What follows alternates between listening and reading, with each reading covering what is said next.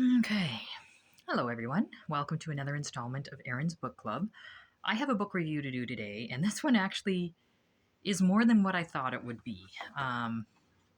So, the book review I have to do today is by Claire Bell, Ratha's Creature. Lovely title. I'm going to read the back of it for you so you know what we're looking into. Ratha is a young herder of the Named, a clan of intelligent prehistoric wildcats who keep deer and horses.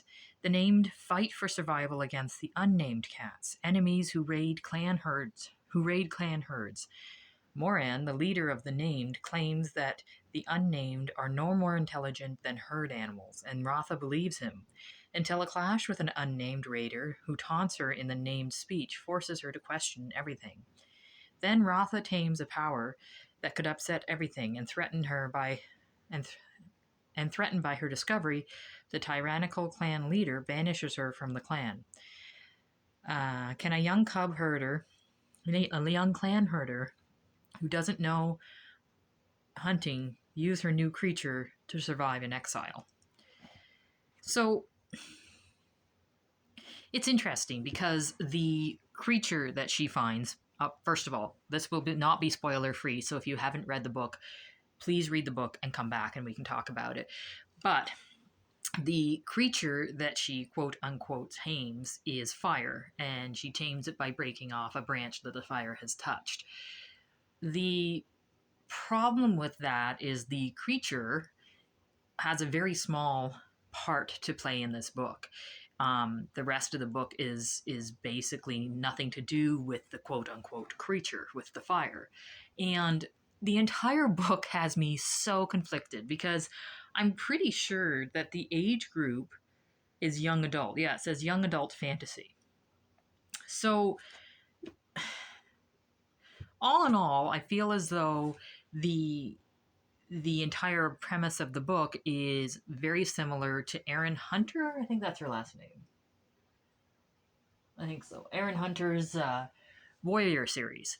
It's written similarly. However, this one is like Erin likes to kill most of her cat characters, and this one does too, but to a point.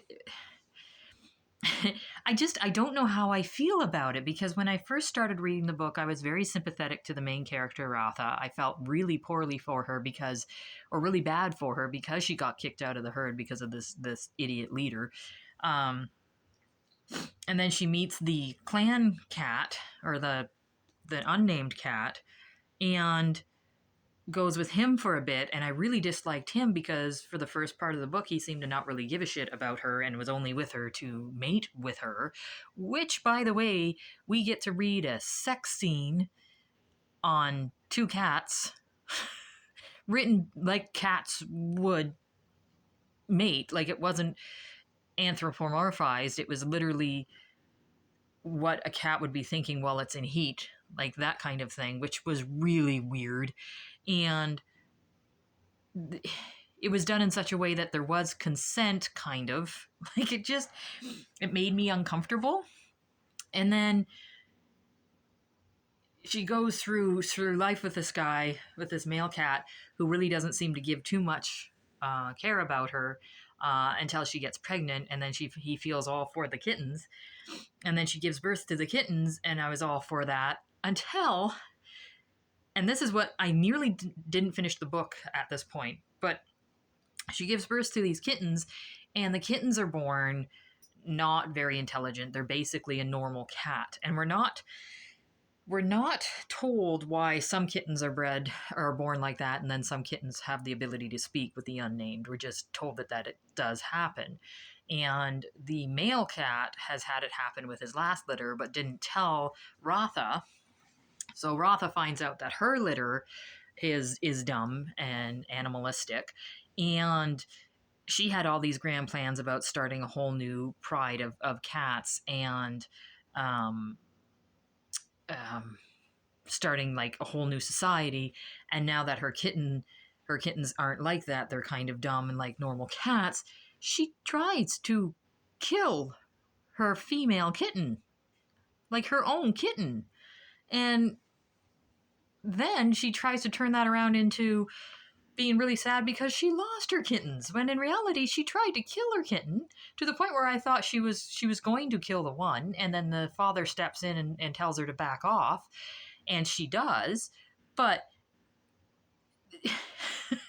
but then all my sympathy went away from her. So then anything after that, her whole fighting to get back into the Pride, and the horrid way in which she does get back to the Pride, she basically sets the Pride leader on fire to take over the Pride.